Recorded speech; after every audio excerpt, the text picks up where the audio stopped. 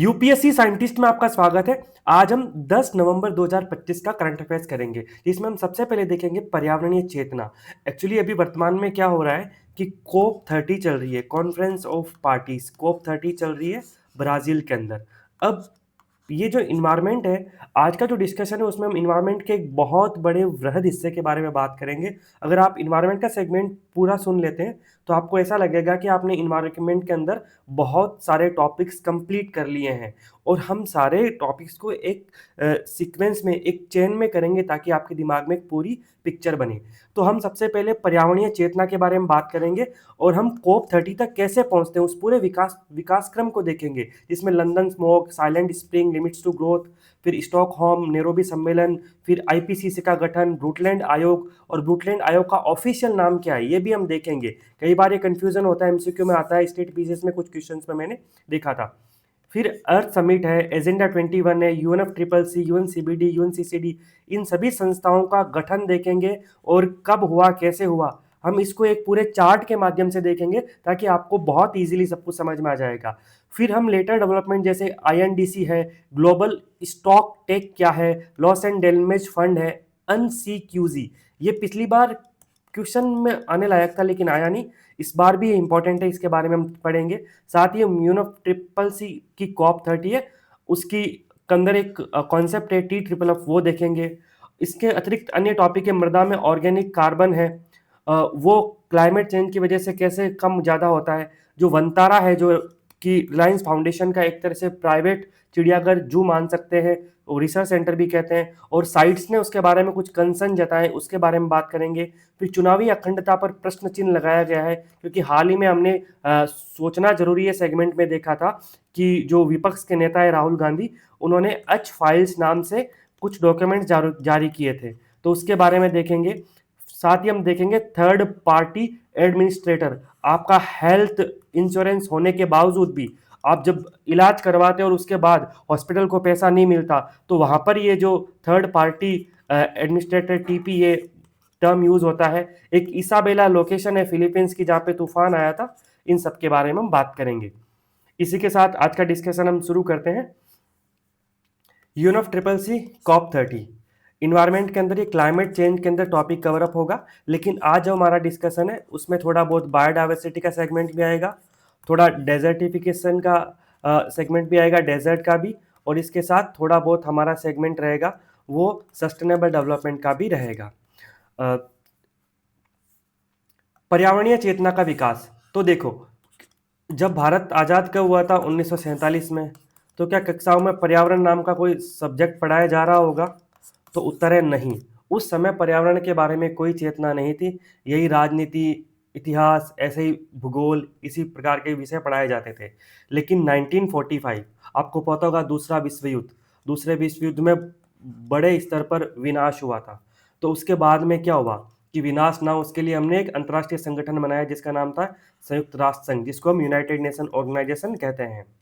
और इसी के साथ ही युद्ध के विनाश के बाद विकास और पुनर्निर्माण की शुरुआत हुई। एक बात ध्यान रखना, इससे पहले जो विकास था वो लगभग यूरोपीय देशों तक सीमित था। औद्योगिक क्रांति वहाँ हुई थी अमेरिका और यूरोप में, बाकी क्षेत्रों में नहीं हुई थी। लेकिन आपको पता होगा, द्वितीय विश्व युद्ध के बाद नए नए राज्यों का निर्माण हुआ, एशिया के देश आज़ाद हुए, अफ्रीका के देश आज़ाद हुए, तो वहाँ पे विकास को बढ़ावा मिला, बांध वगैरह बनाए गए, और इन सब निर्माण गतिविधियों का प्रभाव इन्वायरमेंट पे थोड़ा ज़्यादा विजिबल होने लगा, दिखने लगा। एक लंदन स्मोक, ये 1952 की घटना है। इस समय सर्दियों के अंदर विंटर स्मोक, ऐसे क्लासिकल या सल्फरस स्मोक भी बोलते हैं। इसमें क्या होता है, सल्फर डाइऑक्साइड, PM2.5 और PM10 और कोहरा, ये तीनों का मिक्सचर होता है। और ये जो जीवाश्म ईंधन, कोयला है या फिर डीजल है, इनकी वजह से दहन से ये होता है। और लंदन में जो मुख्य कारण था वो कोयले के दहन से था।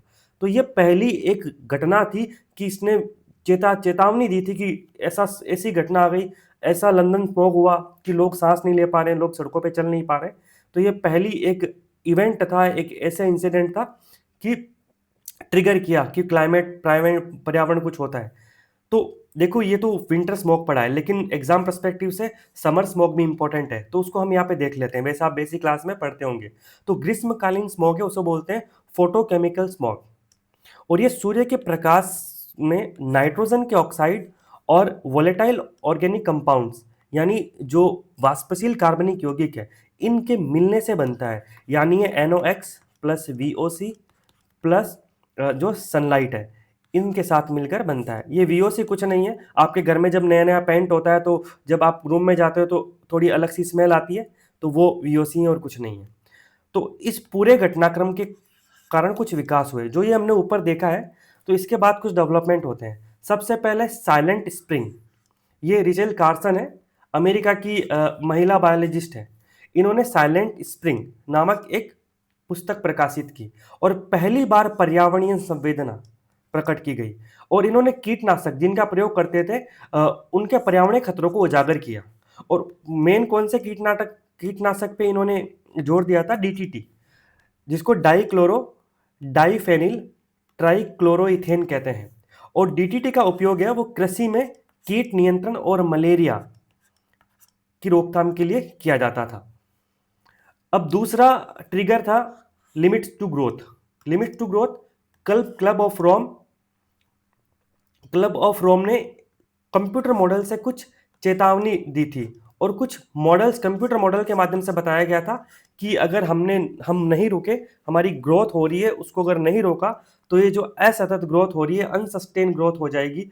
और ये डिनोला मेडोस और अन्य जो इनके साथी थे इन्होंने ये जारी किया था।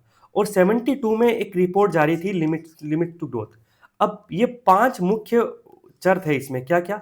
जनसंख्या, खाद्यान्न उत्पादन, औद्योगिकीकरण, प्रदूषण और गैर नवीकरणीय संसाधनों की खपत। यानी गैर नवीकरणीय मतलब जीवाश्म ईंधन। जीवाश्म ईंधन को याद रखने का तरीका सामान्य तो जमीन के अंदर से निकल रहे हैं वो सारे जीवाश्म ईंधन होते हैं। अब इसकी फंडिंग तो फोक्सवैगन फाउंडेशन ने की थी। और 1992 में एक और मॉडल था, वो था बियॉन्ड द लिमिट्स। तो देखिए लिमिट्स टू ग्रोथ है, उसने वर्ल्ड 3 नाम से कंप्यूटर मॉडल जारी किया था 72 के अंदर। और 92 के अंदर बियॉन्ड द लिमिट्स। ये बहुत ही न्यू फैक्ट्स हैं, मैंने कहीं किसी क्लासेस में या कहीं पे भी नहीं देखे बुक्स में, लेकिन आपको ध्यान रखने जैसे हमारा साझा भविष्य नाम से अवर कॉमन फ्यूचर जो ब्रुटलैंड आयोग की रिपोर्ट है उस पर प्रश्न बनता है, वैसा लिमिट्स टू ग्रोथ पे तो प्रश्न बन चुका है एग्जाम में। और इसके कंप्यूटर मॉडल है वर्ल्ड 3 और बियॉन्ड द लिमिट्स, इसमें भी बन सकता है। इसके साथ एक ओवरशूट की अवधारणा भी दी गई। ओवरशूट की अवधारणा आपने अर्थ ओवरशूट डे पढ़ा होगा कॉन्सेप्ट, वो उसी से जुड़ती है। हमने इस कल्पना को बाद में अपनाया था कि जैसे आपके पास जितने संसाधन है आप उस गति से नहीं अधिक गति से उनका उपयोग कर रहे हैं। अब 70s में आया था 4 लॉज ऑफ इकोलॉजी। ये किसका है? ये बेरी कॉमनर ने दिया था। और इससे पहले क्या ना कि कुछ चिंतक ऐसे भी थे, वो मानते थे कि इन्वायरमेंट अलग है और मानव अलग है। इन्वायरमेंट को आप कितना भी डिग्रेड कर दो, खराब कर दो, कोई फर्क नहीं पड़ेगा ह्यूमन पे। तो इन्होंने 4 लॉज ऑफ इकोलॉजी में बताया था कि पहला है कि everything is connected to everything else, यानी हर चीज है वो एक दूसरे से जुड़ी हुई है। और उन्होंने ये समझाया था कि एक जीव या घटक में जो चेंजेज हो रहा है वो पूरे परितंत्र यानी इकोसिस्टम को प्रभावित कर सकता है। एवरीथिंग मस्ट गो समवेयर, यानी हर चीज को कहीं ना कहीं जाना है। इन्होंने ये बोला था कि प्रकृति में कोई भी अपशिष्ट नहीं होता है। एक जीव से उत्पन्न अपशिष्ट या ऊर्जा है वो किसी अन्य जीव के लिए पोषक तत्व बन जाती है। तो मतलब कि एक चेन बनी रहती है इन्वायरमेंट के अंदर। तीसरा था नेचर नोज बेस्ट, यानी प्रकृति सबसे बेहतर जानती है, वो अपने नियम भी जानती है और उनमें संतुलन करना भी जानती है। इसलिए हम देखते हैं कि नदियों के अंदर एक लेवल तक प्रदूषण वो नदी खुद ही साफ कर लेती है। There is no such thing as a free lunch, यानी मुफ्त जैसी कोई चीज नहीं है। प्रकृति से कुछ लेने पर उसकी कीमत चुकानी पड़ती है। अब देखो वर्तमान में एकदम से प्राकृतिक आपदाएं आती है, बाढ़ आती है, सूखा पड़ता है, तो ये सब ग्लोबल वार्मिंग जो आज़ादी के जो इंडस्ट्रियल रिवोल्यूशन औद्योगिक क्रांति के दौर से जो कार्बन उत्सर्जन हो रहा है और उसका प्रभाव वातावरण पर पड़ा था। और ग्लोबल वार्मिंग जो वैश्विक औसत तापमान है वो बढ़ा और उसी के परिणाम स्वरूप आजकल ये जो जलवायु में काफ़ी सारे बदलाव आ रहे हैं और हम आपदाओं के माध्यम से इनकी कीमत चुका ही रहे हैं। अब बात करेंगे स्टॉकहोम सम्मेलन की। देखो ऊपर जो भी डेवलपमेंट था वो एक चेतना थी, एक पर्यावरणीय चेतना का विकास था। यहाँ पे कुछ एनजीओ बात कर रहे हैं, तो कोई इंडिविजुअली बुक लिख रहा है, कोई ग्रुप बात कर रहा है, और लंदन में स्मॉग हुआ था। तो वो सारे इवेंट थे, उन्होंने राष्ट्रों को सोचने पर मजबूर कर दिया कि अरे कुछ तो किया जाए। तो फिर क्या हुआ कि स्टॉकहोम स्टॉकहोम स्वीडन की राजधानी है, तो वहाँ पर मिले सब और मिले और वहाँ पे कॉन्फ्रेंस आयोजित की गई जिसका नाम था United nation conference human and environment 1972। अब कॉन्फ्रेंस में तो सब आ गए, अब किसी को कुछ नहीं पता। भारत से कौन गए थे? तो इंदिरा गांधी जी गए थे इस समय वहाँ पे। अब कुछ नहीं पता तो बोला कुछ तो करें, तो पहले तो बोला कि इन्वायरमेंट के लिए एक संस्था बनाते हैं, तो इन्होंने United Nation Environment Programme UNEP बनाया, संयुक्त राष्ट्र संघ पर्यावरण कार्यक्रम, इसकी स्थापना की। इसका हेडक्वार्टर का है नैरोबी केन्या में, अफ्रीकी देश में इसका हेडक्वार्टर, ध्यान रखना। और सभी देशों को बोला भाई एक काम करो, आप भी अपने देश में जाओ और पर्यावरण मंत्रालय बनाओ, नहीं तो कोई इंस्टीट्यूशनल स्ट्रक्चर बनाओ जो इन मामलों से निपटेगा। और साथ ही पोल्यूटर पे प्रिंसिपल और एतिहाद सिद्धांत यानी प्रिकॉशनरी प्रिंसिपल, इन दोनों की बात की गई, इन दोनों सिद्धांतों को रखा गया। अगर जो कोई प्रदूषण करता है तो उसको उसके लिए पे करना पड़ेगा। पहली बार पर्यावरण को गंभीर वैश्विक मुद्दे के रूप में स्वीकार किया गया। तो देखो लिमिट्स टू ग्रोथ है, साइलेंट स्प्रिंग है, वो सब खाली नहीं गए हैं, उसी विकास की वजह से ये चीजें हुई थी। 5 जून 1973 से प्रतिवर्ष पर्यावरण दिवस मनाने का निर्णय लिया, क्योंकि स्टॉकहोम में मिले थे तो ये 5 जून 72 को मिले थे। तो फिर 73 से बोला कि अगले साल से हम पर्यावरण दिवस मनाएंगे 5 जून को। और यहाँ पे इनके सामने दो प्रश्न थे कि समस्या क्या है और समस्या के लिए क्या मानव जिम्मेदार है, और मानव जिम्मेदार है तो इसका निदान कैसे करें। तो यहाँ पे ये प्रश्न लेके आए कौन, ये स्टॉकहोम में जो भी लोग आए थे। अब नैरोबी के अंदर क्या हुआ, वापस मिले नैरोबी सम्मेलन में और स्टॉकहोम घोषणा पत्र के क्रियान्वयन पर समीक्षा की कि भाई स्टॉकहोम पे क्या काम हो रहा है। तो बोला कुछ भी काम नहीं हो रहा है, तो बोला थोड़ा तेजी बढ़ाओ। तो इन तेजी कैसे बढ़ाई इन्होंने, फिर इन्होंने ब्रूटलैंड आयोग के गठन पर सहमति बनी नैरोबी सम्मेलन में। अब ब्रूटलैंड आयोग है, इसका ऑफिशियल नाम है world commission on environment and development, WCED। और ये दिसंबर 83 में बना था और 87 में इसने रिपोर्ट दे दी। और इसकी रिपोर्ट थी, उसका नाम क्या था, हमारा साझा भविष्य, यानी अवर कॉमन फ्यूचर। अब देखो, अब आईपीसीसी नाम की संस्था बनाते हैं और एक पर्यावरण विकास पर विश्व आयोग यानी ब्रूटलैंड कमीशन बनाते हैं। तो नैरोबी के बाद क्या डेवलपमेंट हो रहा है कि समस्या की पहचान के लिए क्या किया गया, 1988 में आईपीसीसी बनाया गया। लेकिन इससे पहले क्या हुआ, मानव की जिम्मेदारी तय किसने की थी, ब्रूटलैंड आयोग ने। और ब्रूटलैंड आयोग ने क्या कहा था, हमने देखा पीछे ब्रूटलैंड आयोग की रिपोर्ट कब आ रही है, 87 में आ रही है। तो ब्रूटलैंड आयोग ने क्या, मानव जिम्मेदार है, निदान कैसे करें। तो ब्रूटलैंड आयोग ने रिपोर्ट दी और इसमें मानव को जिम्मेदार बोला, माना कि मानव जिम्मेदार है।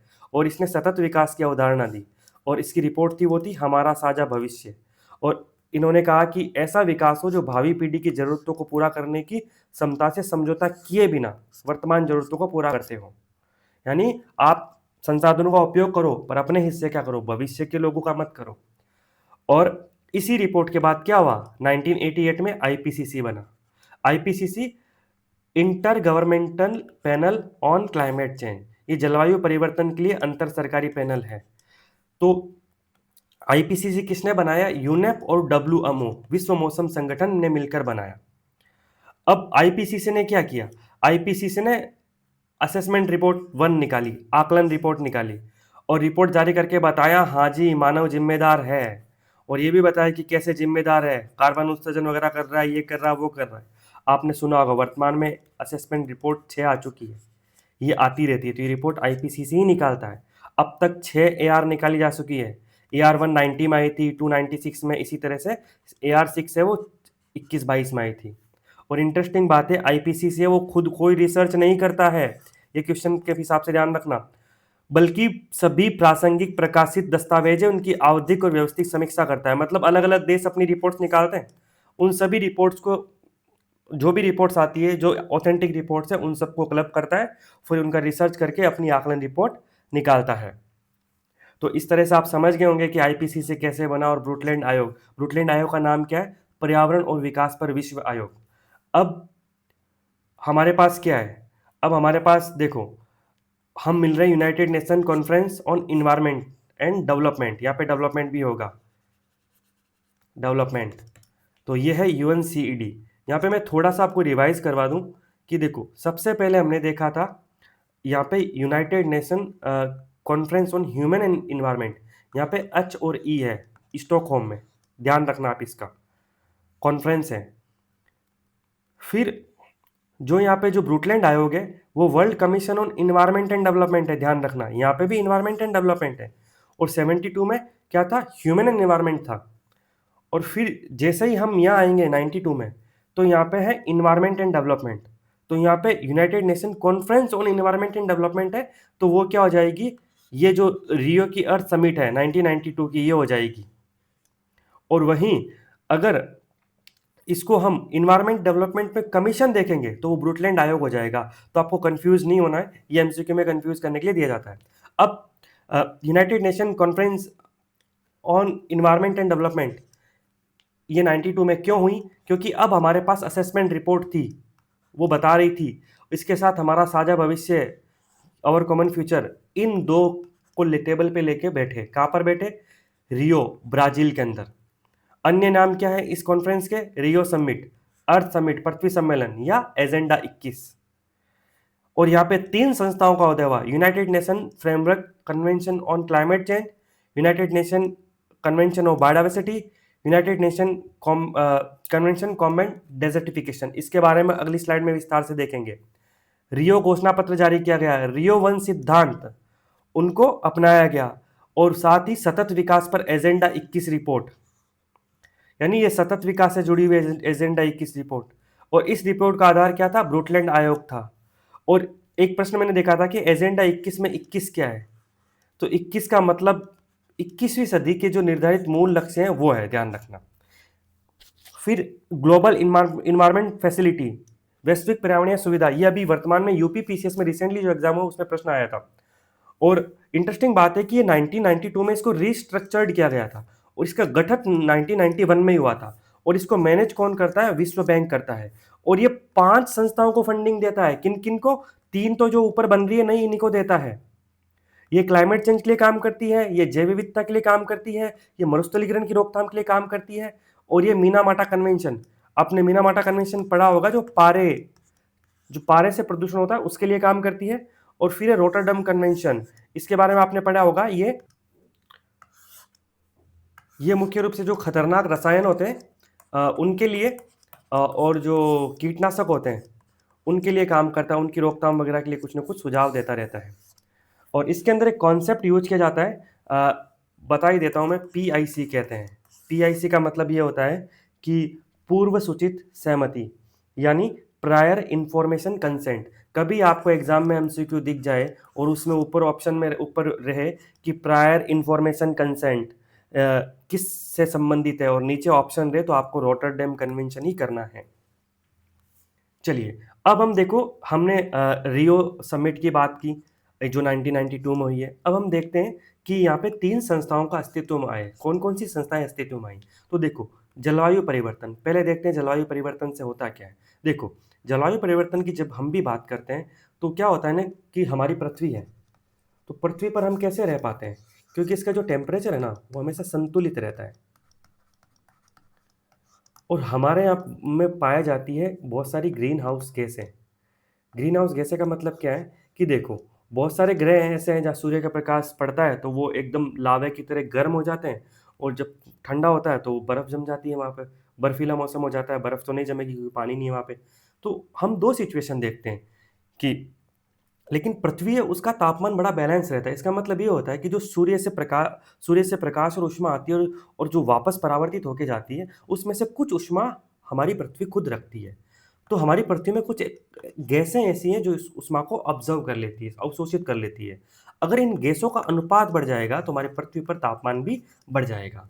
तो यही वैश्विक तापमान बढ़ने का बोलते हैं, और औसत वैश्विक तापमान में वृद्धि हुई है, समुद्र तल बढ़ रहा है, ग्लेशियर पिघल रहे हैं, और चरम मौसमी बदलाव हो रहे हैं। कहीं पे भी बारिश आ जाती है, कहीं पे भी बाढ़ आ रही है जहाँ पे कभी नहीं आई, थार के रेगिस्तान में बाढ़ आ रही है। तो ये जलवायु परिवर्तन का संकेत है।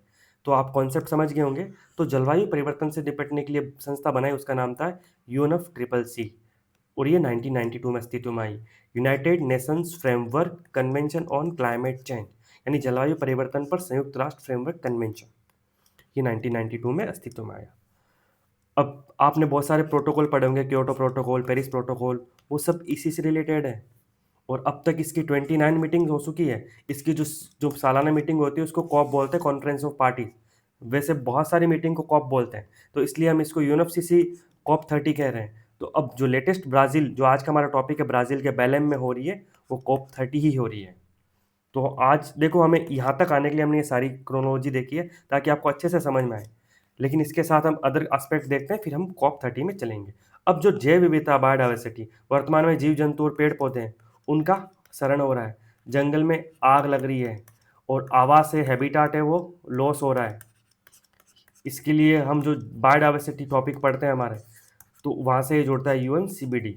तो United nation convention on biodiversity, ये जैव विविधता पर संयुक्त राष्ट्र सम्मेलन है और ये भी 1992 में अस्तित्व में आ गया था। आपने बहुत सारे प्रोटोकॉल पढ़े होंगे, कार्टेजिना, नगोया, आईची टारगेट्स, कुनबिंग मॉन्ट्रियल प्रोटोकॉल, या 30-30 लक्ष्य है, ये जो 2030 के लिए है, जिसका लक्ष्य है कि 30% महासागर और 30% स्थल है उसको संरक्षित करना है। ये कुनबिंग मॉन्ट्रियल प्रोटोकॉल के अंदर ये 30-30 टारगेट रखे गए थे, क्योंकि आईची टारगेट थे वो 2020 तक थे। तो ये आपने पढ़े होंगे। तो ये सब जैव विविधता यूएनसीबीडी के प्लेटफॉर्म पर आए थे। कुल इसकी 16 कॉन्फ्रेंस ऑफ पार्टीज हो रखी है। 16वीं हुई थी रोम इटली में हुई थी, और 17वीं होने वाली है 2026 में, वो येरेवन अर्मेनिया में होगी। अब मरुस्थलीकरण, मरुस्थलीकरण क्या है कि मरुस्थलीकरण के विस्तार के कारण भूमि का निम्नीकरण, लैंड का डिग्रेडेशन हो रहा है, उसको रोकना और निपटना। जब जो रेतीली भूमि का, शुष्क भूमि का जो विस्तार होता है, तो मरुस्थलीकरण का विस्तार माना जाता है।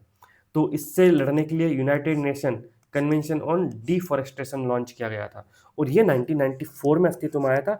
बातचीत इसकी 1992 में हो गई थी, तो इसलिए इसका ओरिजिन 1992 की रियो समिट से ही माना जाता है।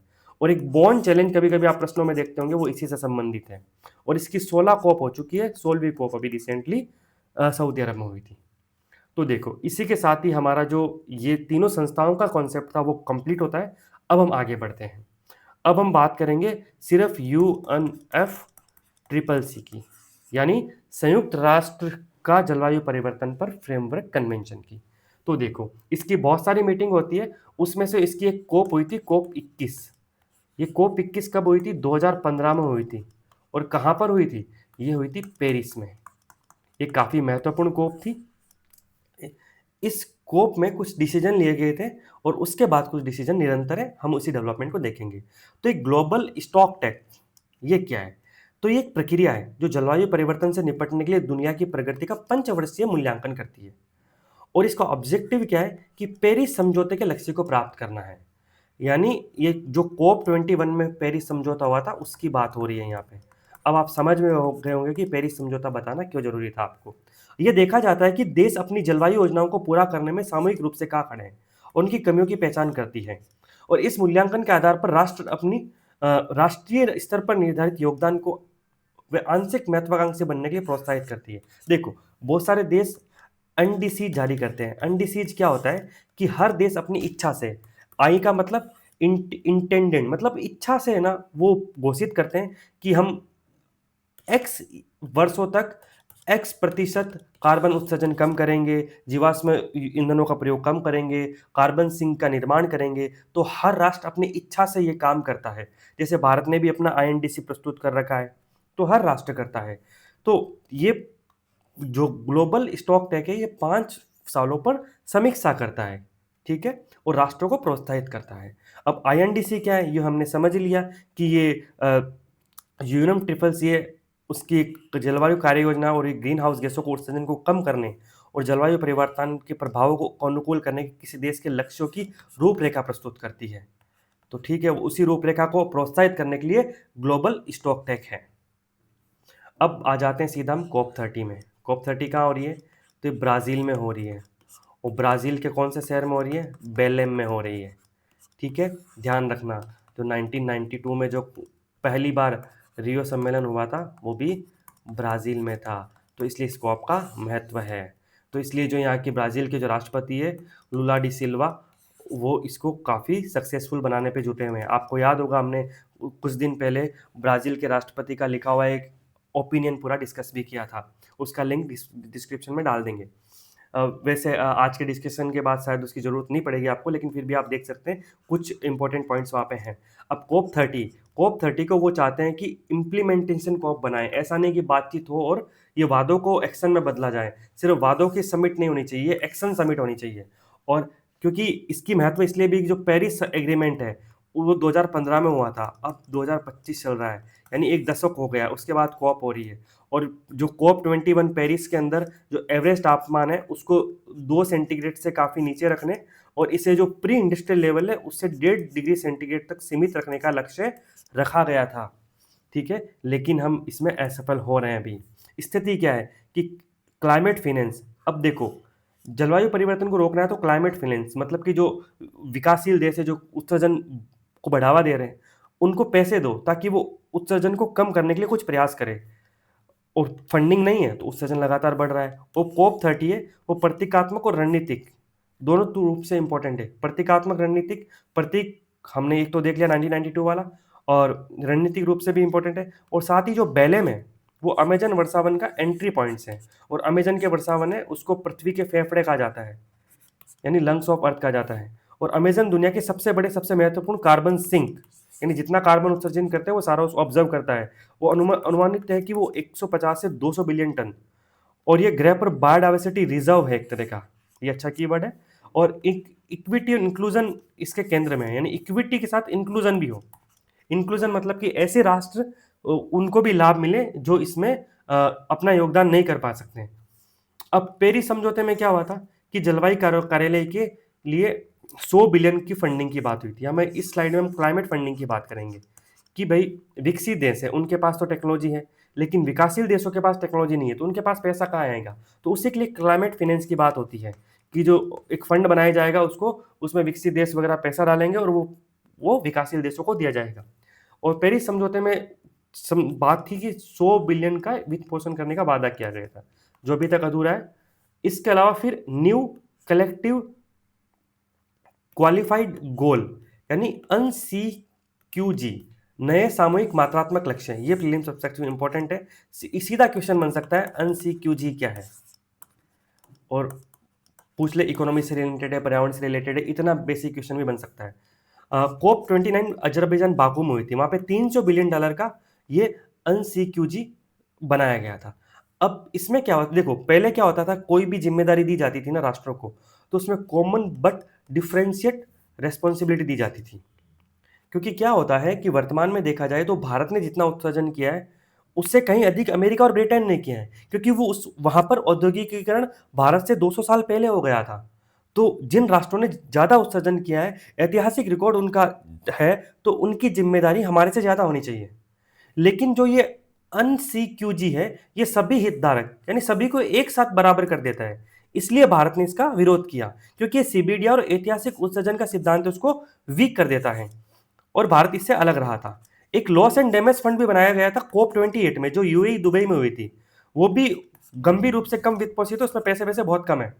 एक जो अभी कोप 30 चल रही है उसमें एक कॉन्सेप्ट यूज हो रहा है, बेलेम कमिटमेंट। ये क्या है, तो जो ब्राजील के राष्ट्रपति हैं उन्होंने ये प्रपोज किया है कि 2035 तक जो सस्टेनेबल फ्यूल है उसका यूज है वो 4 टाइम्स यानी 4 गुना बढ़ा दिया जाए, वही बेलेम कमिटमेंट है।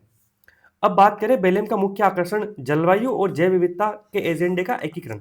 देखो जनरली UNFCCC में क्या होता है कि सिर्फ क्लाइमेट चेंज की बात करती है, लेकिन इस बार इन्होंने बायोडाइवर्सिटी को भी जोड़ा है उसके साथ, तो ये एकीकरण हुआ है।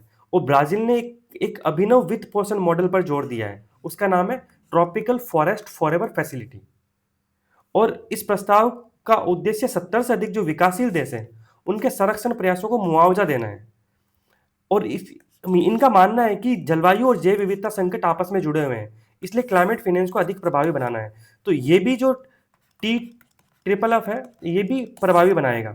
अब आगे की राह क्या है कि बदलाव केवल वित्त से नहीं हो सकता, उचित कीमत वाली टेक्नोलॉजी होनी चाहिए, कैपेसिटी बिल्डिंग भी होनी चाहिए, और इसके साथ साथ लचीली फसलें हो, स्वच्छ ऊर्जा हो, और IPR मुद्दे हो, उनमें जो बाधा है उसको थोड़ा कम किया जाए। ट्रेनिंग, इनोवेशन, टेक्नोलॉजी शेयरिंग और नॉर्थ साउथ कोऑपरेशन, इन सभी के माध्यम से हम इस समस्या से निपट सकते हैं। अब ट्रॉपिकल फॉरेस्ट फैसिलिटी क्या है, इसको सेपरेटली देख लेते हैं। ये नेट ग्लोबल कार्बन उत्सर्जन को सीमित करने के लिए ग्लोबल फाइनेंस को बढ़ावा देने के लिए उठाया गया एक कदम है। ये ब्राजील का मॉडल है और अभिनव क्यों है? क्योंकि बड़ा यूनिक है। ये योजना ट्रॉपिकल फॉरेस्ट वाले देशों को अपने जंगलों को बचाए रखने के लिए सालाना पेमेंट देती है। मतलब जो ट्रॉपिकल एरिया में कोई देश है और वो अपने जंगलों को बचा रहा है तो उसको कुछ पैसे दिए जाएंगे। तो ये जो TFF है ये नेचर फाइनेंसिंग का एक नया बजट न्यूट्रल मॉडल पेश करता है जो जंगलों की रक्षा के लिए देशों को हर साल प्रति हेक्टर $4 का इनाम देगा। और ब्राजील ने TFF में $1 बिलियन का योगदान देने की घोषणा की है और कोलंबिया ने 250 मिलियन का योगदान दिया और फ्रांस, चीन, यूएई ने इसका समर्थन किया है। अभी भारत इसमें ऑब्जर्वर के रूप में शामिल होगा, भारत इसका पूर्ण सदस्य नहीं बना है, ध्यान रखना। अब next topic, UN panel climate change ने साइंस रिपोर्ट पर बेसलाइन डेटा अपडेट किया है। बेसलाइन डेटा क्या होता है कि ये एनुअली अपडेट होता है। तो इन्वायरमेंट में ये मुख्य रूप से ये क्लाइमेट चेंज में कवर होगा, ग्लोबल वार्मिंग में कवर होगा मुख्य रूप से। अब ज़्यादा गर्मी ज़्यादा तेज, यानी वार्मिंग तो बढ़ रही है लेकिन तीव्रता से बढ़ रही है। वैश्विक तापमान ही नहीं बढ़ रहा, अब पहले से ज़्यादा तेजी से बढ़ रहा है। 2023-24 रिकॉर्ड गर्मी थी। जो एवरेज ग्लोबल टेम्परेचर था वो हर दशक में वर्तमान में 0.27 सेंटीग्रेड की दर से बढ़ रहा है, जो कि 1990 और 2000 के दशक में 0.2 सेंटीग्रेड था। अब वो 50% तेजी से बढ़ रहा है। और जो वर्ल्ड मेट्रोलॉजिकल ऑर्गेनाइजेशन है WMO, उसके अनुसार दुनिया प्री इंडस्ट्रियल युग से 1.3 से 1.4 तक गर्म हो चुकी है। यानी जो पेरिस वाला मामला है वो तो टूटने वाला है जल्दी। और टिपिंग पॉइंट्स जैसे कोरल है, अमेजन वर्षा वन है, ग्रीनलैंड है, अंटार्कटिका है, इनको ऐसा अपरिवर्तनीय नुकसान होने की आशंका है जिसको वापस रिकवर नहीं किया जाएगा। साथ ही हीट वेव, सूखा बढ़ रहा है, जंगल में फॉरेस्ट फायर की घटनाएं बढ़ रही है, जानलेवा गर्मी बढ़ रही है। एक अध्ययन है, ये इसको आप बना इकोनॉमी के मेंस के क्वेश्चन में इंसर्ट कर सकते हो कि जैसे जैसे तापमान बढ़ता है, यानी 20 डिग्री तापमान होता है, वो मानव की क्षमता का उपयोग करने के लिए ऑप्टिमम बहुत अच्छा रहता है। लेकिन अगर 21 भी होता है, मतलब कि हर 1 डिग्री ऊपर जाने पर जो वर्कर की प्रोडक्टिविटी है वो 2 से 3% कम होती जाती है। तो अब ये सोचो कहीं पर टेम्परेचर 50 डिग्री है तो यहाँ पे कितना बढ़ा है, तो लगभग 30 डिग्री बढ़ा है, तो उसकी प्रोडक्टिविटी कितनी हो जाएगी। और इस हिसाब से तो अगर 2% भी ले तो 60%, मतलब वो अपनी 40% कैपेसिटी से काम कर पाएगा। अब जलवायु tipping point, climate tipping points क्या है, इसकी हमने 2-3 दिन पहले भी बात की थी, इंपॉर्टेंट इसलिए बात कर। टिपिंग पॉइंट क्या होता है? ये बहुत महत्वपूर्ण क्षण होता है। एक छोटी सी घटना या बदलाव है, वो किसी प्रणाली में ऐसा अचानक और अपरिवर्तनीय बदलाव लाती है जो आप उसको रिवर्स नहीं कर सकते। क्लाइमेट में भी हो सकता है, इकोनॉमी में भी हो सकता है। और जब एक बार सीमा पार हो जाए तो ये नई स्थिति में पहुंच जाते हैं और एक कास्केडिंग इफेक्ट शुरू हो जाता है कि मतलब इसका प्रभाव अन्य चीजों पर भी पड़ता रहता है। तो जलवायु परिवर्तन प्रणाली में बड़े, तेज और अक्सर अपरिवर्तनीय परिवर्तन है, वही क्या है? क्लाइमेट टिपिंग पॉइंट्स है। एग्जाम्पल फॉर जो अमेजन के वर्षावन है वो सवाना के घास मैदान बदल जाए तो कैसा लगेगा? यही टिपिंग पॉइंट्स हैं। ग्रीनलैंड की पूरी बर्फ पिघल जाए, अंटार्कटिका आर्कटिक की बर्फ पिघल जाए, यही सब टिपिंग पॉइंट्स है। अब एक मैप है, उसमें हम टिपिंग पॉइंट्स को अच्छे से अध्ययन कर सकते हैं। तो देखो ये बता भी रहा है कि जैसे तापमान अगर 2 डिग्री तक रहा तो कौन कौन से टिपिंग पॉइंट होंगे। जैसे कि यहाँ पे जो लेब्राडोर है, ग्रीनलैंड है, यहाँ पे नुकसान होगा। जो बेरेंट आइस है वो चली जाएगी। वेस्ट अंटार्कटिका के आइस शीट है उसका लॉस हो जाएगा। अगर 2 से 3 तक बढ़ा तो क्या होगा, फिर 3 से 6 तक बढ़ा तो क्या होगा। तो ये सारे कुछ बता रखे हैं। तो इसमें से आप कुछ जो रेड वाले हैं उनको आप थोड़ा सा हल्का सा याद रख सकते हो, बाकी ज़्यादा आवश्यक नहीं है। Greater openness, India must not squander global trust in its management of wildlife. यानी भारत को जो वन्य जीवों के प्रबंधन है उसमें वैश्विक विश्वास है, उसको बर्बाद नहीं करना चाहिए, उसको खत्म नहीं करना चाहिए। ये बायोडाइवर्सिटी में होगा। ये वनतारा, आपने वनतारा सुना होगा जो रिलायंस का है। तो हुआ क्या कि अभी रिसेंटली आपको पता होगा वनतारा, पहले वनतारा देख लेते हैं। एक विशाल वन्यजीव संरक्षण अनुसंधान केंद्र है, गुजरात के जामनगर में स्थित है और रिलायंस इंडस्ट्रीज और रिलायंस फाउंडेशन की एक पहल है। इसमें जानवरों के बचाव, उपचार और पुनर्वास के लिए समर्पित है। ये भारत का पहला प्राइवेट जू भी कहा जा रहा है इसको। तब हुआ क्या, क्योंकि कुछ लोगों ने वनतारा के खिलाफ आवाज़ उठाई थी, तो सुप्रीम कोर्ट ने एक जांच की, SIT बनाई और SIT ने फिर उसको वनतारा को क्लीन चिट दे दी थी। अब वनतारा ने विदेशी जानवर लाया था बाहर से, है ना, तो उस SIT ने बोला भी विदेशी जानवरों को विदेश से लाने में सारे नियमों का पालन किया है। लेकिन सुप्रीम कोर्ट ने SIT की जो रिपोर्ट थी उसको पब्लिक में नहीं डाला था, केवल उसके निष्कर्षों का एक सारांश अपने आदेश में जोड़ दिया था। और जैसे ही SIT ने जांच की उसके बाद साइट्स एक ऑर्गेनाइजेशन है, उसने भी वनतारा की जांच की, जिसको हम अभी देखेंगे। और उसने वनतारा की सुविधाओं की तो तारीफ की अच्छी खासी, लेकिन उसने वनतारा पर कोई सवाल नहीं उठाया। लेकिन भारत की जो वन्यजीव प्रबंधन प्रणाली है उस पर गंभीर चिंता जताई। क्यों? और साइट ने सिफारिश की थी कि भारत को फिलहाल चिड़ियाघर के लिए लिप्त प्राय जानवरों के आयात करने के परमिट है उसको बंद कर देना चाहिए, क्योंकि वनतारा में कुछ ऐसे जानवर भी हैं जो लुप्त प्राय हैं। तो साइट्स की मुख्य आपत्ति परमिट कोड को लेकर थी। उन्होंने ये पाया था कि जानवरों के ट्रांसफर को लेकर जो कोड इस्तेमाल किए गए हैं उसमें जानकारी ये सही नहीं दर्शाते। एग्जाम्पल क्या है कि बिक्री बनाम ट्रांसफर। जैसे चेक गणराज्य ने वनतारा से कुछ जानवर लिए थे, तो चेक गणराज्य ने क्या बोला कि वनतारा को जानवर बेचे थे उसने, ठीक है, जबकि वनतारा ने बोला नहीं, हमने बिक्री नहीं हुई, क्योंकि भारतीय कानून है वो चिड़ियाघर को व्यावसायिक रूप से जानवर खरीदने की अनुमति नहीं देते। तो इन्होंने स्पष्ट बोल दिया नहीं, हमने तो खरीदारी करी नहीं। हाँ, वो हमने जो पैसे दिए वो तो ट्रांसपोर्ट और इंश्योरेंस का खर्च था। जबकि चेक रिपब्लिक ने बोला नहीं, हमने उनको बेचे। तो यहाँ पे ये बात फंस गई। तो एसआईटी की रिपोर्ट में तो क्लीन चिट मिल रही है, लेकिन साइट्स के आकलन में गड़बड़ पाए जाते हैं। तो अब ये थोड़ा एक कंसर्न का फेज है। तो अब इसका निष्कर्ष क्या होना चाहिए कि सुप्रीम कोर्ट को एसआईटी रिपोर्ट पूरी तरह सार्वजनिक कर देनी चाहिए, क्योंकि अगर वो नहीं करता है तो क्या होता है कि विश्वास कम होता है और जो भारत की प्रतिष्ठा के लिए भी अच्छा नहीं है। हो सकता है कि सुप्रीम कोर्ट के आकलन में कुछ ऐसे पॉइंट्स निकल के आए जो साइट्स की रिपोर्ट को नकार दें। अब बात करते हैं साइट्स क्या है। साइट्स, इसको वॉशिंगटन कन्वेंशन के नाम से भी जानते हैं।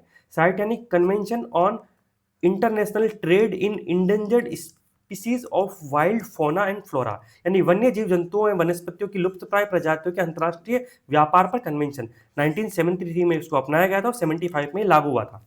यह अंतर्राष्ट्रीय समझौता है जो जंगली जानवरों, पौधों के व्यापार को नियंत्रित करता है। ध्यान रखना, इसमें जानवर के साथ पौधे भी शामिल हैं ताकि उनकी विलुप्ति से बचाया जा सके। और साइट्स का मुख्य काम जानवरों की तस्करी रोकना है। ये व्यापार को नहीं रोकता, ठीक है, लेकिन वो सारे रिकॉर्ड रखता है ताकि उसको पता चले कि तस्करी कहाँ हो रही है, कहाँ नहीं हो रही है। आप अपने नोट्स में देख सकते हैं इसकी जो विभिन्न प्रजातियां हैं उसको 1, 2, 3 अलग अलग में सूचीबद्ध करता है। परिशिष्ट अपेंडिक्स 1, अपेंडिक्स 2, अपेंडिक्स 3। अब जलवायु परिवर्तन, फर्टिलाइजर और ऑर्गेनिक कार्बन। तो एक स्टडी है वो ये बोलती है कि मिट्टी में जो ऑर्गेनिक कंपाउंड रहता है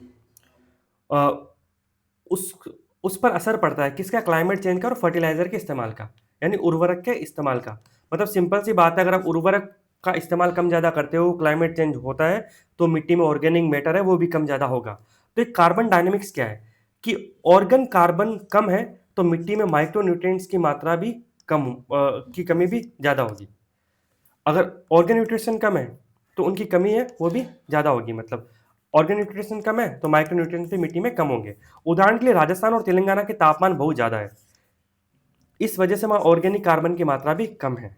और ऑर्गेनिक कार्बन क्या होता है? जैसे मिट्टी में पाए जाने वाले सभी जैविक पदार्थों का घटक है, जैसे सड़ी गली पत्तियां, जड़ें, फसलों के अवशेष, गोबर, ये सब ऑर्गेनिक कार्बन है। ये मिट्टी की गुणवत्ता में सुधार करता है, सूक्ष्म जीवों की गतिविधि को बढ़ाता है और फसल के स्वास्थ्य व उपज के लिए आवश्यक है। और इसे बढ़ाने के लिए जैविक खाद का उपयोग करते हैं, जैसे कंपोस्ट बनाना, फसल चक्र अपनाना, ये सब। लेकिन क्लाइमेट चेंज हो रहा है और फर्टिलाइजर का ओवर यूज हो रहा है, उसकी वजह से ये ऑर्गेनिक जो कार्बन है उस पर प्रभाव पड़ रहा है। अब चुनावी अखंडता पर प्रश्न चिन्ह। आपको पता होगा राहुल गांधी ने जो विपक्ष के नेता है उन्होंने एक एच फाइल नाम से कुछ डॉक्यूमेंट जारी किया था और उसके अंदर उन्होंने कुछ आरोप लगाए थे इलेक्शन कमीशन में।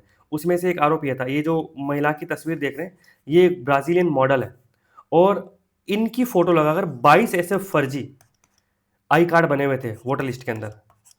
तो देख लीजिए कि क्या स्थिति है। तो इसलिए भारत की जो चुनावी अखंडता है उस पर प्रश्न चिन्ह उठाया जा रहा है।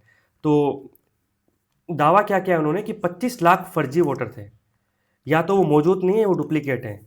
और वो हरियाणा की वोटर लिस्ट में देखें तो हर 8 में से एक मतदाता है।